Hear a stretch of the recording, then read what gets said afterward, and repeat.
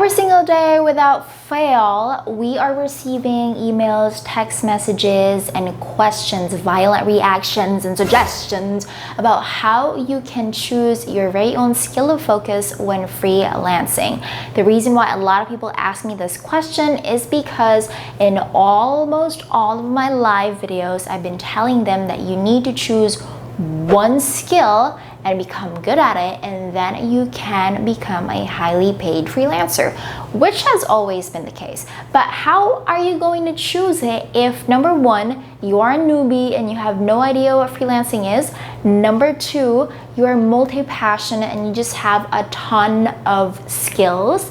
And number three, what if you're currently confused if this skill earns money or it doesn't earn money, or if it's even a lucrative skill of focus? So I'm definitely going to answer all of those questions in this video. So sit back, relax, do not forget to like and subscribe for the YouTube algorithm and the Facebook algorithm. Thank you so much, and you may now watch my introduction. Yeah, I guess you may now watch the introduction of my channel, something like that.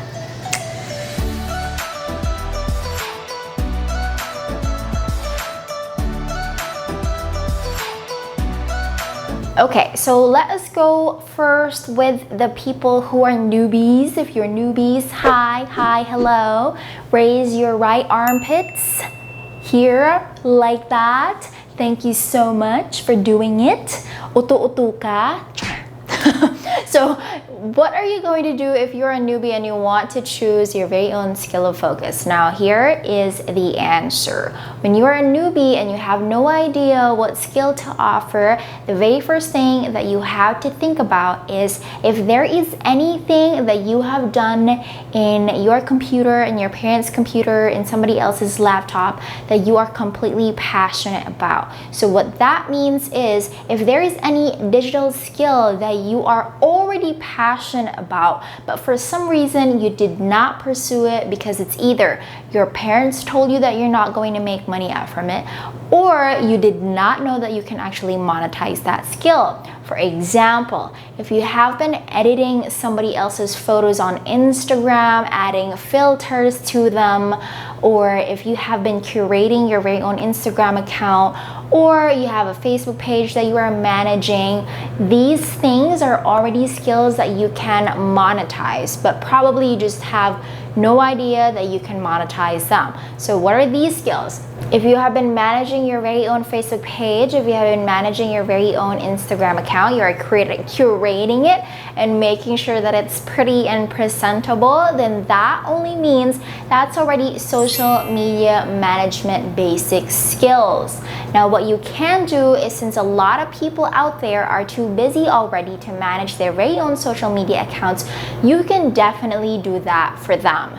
For the people who have been editing their Instagram photos on Lightroom, on other photo editor on their mobile app, then you can definitely help photographers publish Instagram content every single day, which is again another lucrative way of monetizing social media management. So these are like very easy skills that you already have and you can also monetize in the long run. These are simply the basics, and then you don't really need to linger in that skill for a very long time, because the thing with skill of focus is that you can choose one right now.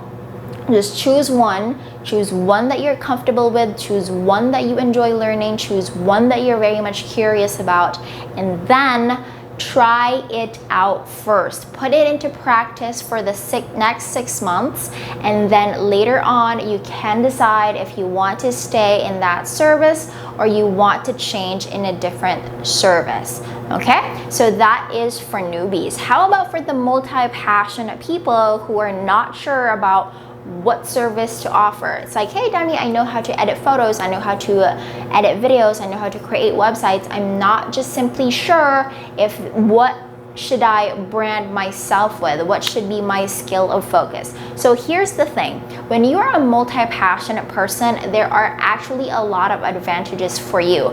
Now, I'm not saying for those who aren't multi-passionate, you're not going to be successful. I'm not saying that. I'm just saying that when you're multi-passionate, it's easier for you to expand your services later on because you have a lot of options. But however, you cannot just say, hey, I am Demi Bernice and I do video editing, website editing, SEO, whatever, right? So you cannot brand yourself as that person. You have to be standing out in the noisy world called the internet. And for you to do that, you have to be known for something. Okay? So when you are trying to be known for something, it's best for you to be known for only one thing. And then when you are multi-passionate, you can offer these services, like the other services, for example, to your clients. You can tell them that. But for the sake of branding, you have to stay still and just promote yourself as a graphic designer, right?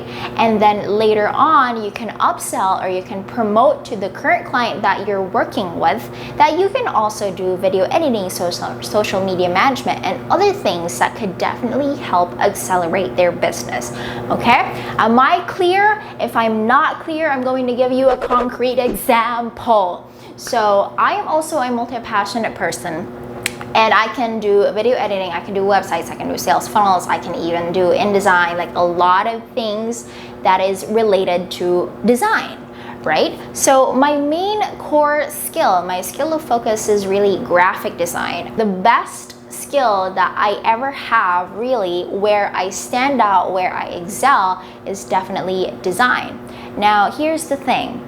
I cannot just simply market myself as a graphic designer, sales funnel designer, and website designer.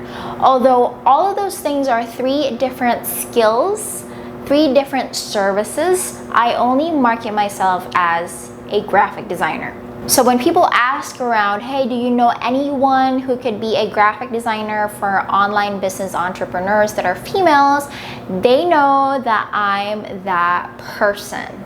Okay? Just because I have marketed myself, I have created my brand as a designer, right? Now, what about my other skills? What are we going to do with those other skills? It's very easy and simple. If I am currently working with this client, for example, named Anne, after I have delivered the project deliverables to Anne, then of course I'm going to tell Anne, like, hey Anne, I can also do a video editing, I can also do websites, I can also do sales funnels. Do you need any of these right now as well? Or it doesn't even need to be discussed after the project. You can also talk about that when you are negotiating with that very prospect. Okay? So for example, I'm talking to Anne right now and I'm trying to tell her, like, this is what we're going to do if we're going to have a graphic design project. This is step 1, 2, 3, 4, 5, 6, 7, 8. By the way, I also offer video editing and website design. Do you think you also need this? Would you like to include this in our current project, or would you rather wait until we finish this project and then we can proceed to a next one, right? So I have successfully branded myself as a designer, but my clients know that I can also do videos, I can also do sales funnels, I can also do interior book formatting or something like that, right? So my clients know all the services that I offer, but for the sake of branding, I am definitely known as a graphic designer. So that's what you can do when you are a multi-passionate person. Now, if you are not multi-passionate, hold up, girl. You don't really need to become multi-passionate to have a lot of advantage or to earn a lot of money. That is not the case. When you are not multi-passionate, it's very easy for you to definitely put yourself out there because you are not confused as to what client to get, which client to get, or which Facebook group or social media platforms to target, because you know very well who you are, what you do, and what you are an expert of. It's easy for you to talk about the things that you are an expert of. It's easy for you to get known in an industry because you are branded with one service only. If you're not multi-passionate but you want to also expand your services, that's definitely possible later on. But right now, it's just important AF to go out there and start creating your very own cash flow. Do not get stuck on the skill, because the skill is not the most important component in freelancing. When you are freelancing, the most important component is marketing, because what is skill? You could be really good at a skill, but you do not know how to market yourself, so that equals nothing. That means you're still not going to be earning money, because yeah, you're good at the skill, but who knows that you're good at a skill? Probably no one. So it's still very important to learn marketing as a skill, right? So prioritize marketing more than anything. If you're not multi-passionate, definitely just go with the one skill, go for it. Try to test the waters for 6 months. If you want to expand your services after 6 months, then that's the time that you can do that. But do not, again, get stuck in a skill, because that's not what's important in freelancing. Okay? So our next category is, what if you're currently confused if this skill actually makes money or does not make any money at all? Is this a lucrative skill? Is this not a lucrative skill? You're probably also asking that question because you are afraid that you'll be choosing the wrong skill. The first thing that I'd like to tell you is that at the very beginning of your freelancing journey, please do not focus on making the money. It is not really ideal for you to build a business just because you want to earn money. A lot of entrepreneurs, when they go on business, their main idea and goal is that they're going to help solve a problem. If that's what not you are thinking, usually it will just lead you to depression and frustration in the middle of the journey when you are trying to build that very business. So when you are building a business, think about how you can help first, because number one, that's how you're going to get fulfillment, and number two, that's how you're going to stay in this business field for the long haul. So regardless what setbacks, what circumstances come your way, if you're more focused on helping other people succeed rather than making a lot of money, then of course it's going to help you earn more money in the process. Isn't that ironic? This is something that I learned from the Zig Ziglar quote, that if you help other people get what they want, then you're also going to get what you want.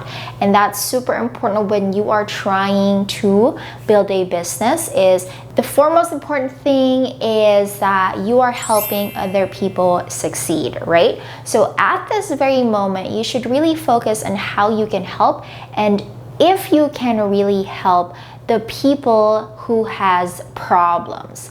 Now, of course, there's this thing that we call highly in-demand skills. And although there are lists of them, the gist is, if you are helping a person build an online business, regardless what genre it is, if it's coaching, consulting, e-commerce, whatever that may be, as long as it's online, then of course, whatever that person or entrepreneur needs help with in their very own online business, then that skill is definitely lucrative. So what am I talking about here? We can do graphic design, social media management, video editing, sales funnel design, website design, copywriting, content writing. A lot of these things are the things that these online business owners need so that they can get more people into their business. Now, why is it that online business people are currently in demand, or they're looking for a lot of services, or they are currently all over the place. That means that if you're going to go to the US, most likely their businesses are all online. So why is that? It's because our technology in itself is fast-pacing and we really are moving forward to that direction. It's just that here in the Philippines is not that very rampant yet, because we are still adapting slowly to the things that are new to us. But in the US, it's like 40-50% of their people has already gotten through online business, regardless what genre it is. They are all online and they're using the internet to their very own advantage to make money. So if you are choosing a skill that's definitely going to help online entrepreneurs, then of course it's going to be highly in demand. But again, going back to number one, if you were a newbie, you should really make sure that the skill of focus that you are choosing is something that you are passionate about, so that you wouldn't be desperate, frustrated, and stressed in the long run when you are faced with challenges and setbacks. Okay, so there you have it. Those are the categories or the factors in choosing your very own skill of focus. Just make sure that you are passionate about it. You can also make sure that it's highly in demand, but it's not really something that we are focusing of in freelancing.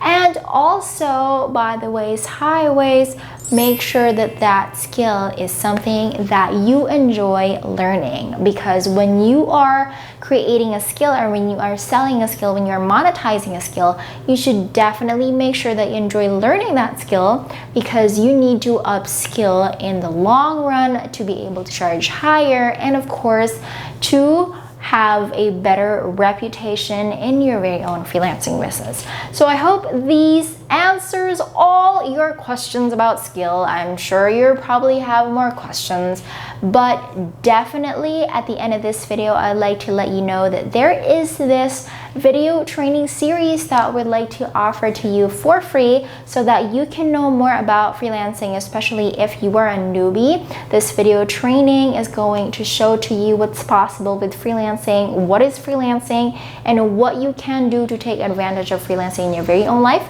The link is in the description or in the comment section of this video, and I'll see you there on the inside. Of course, there will be more videos. Just keep on being posted and updated in this video channel, and I'll definitely see you in the next one.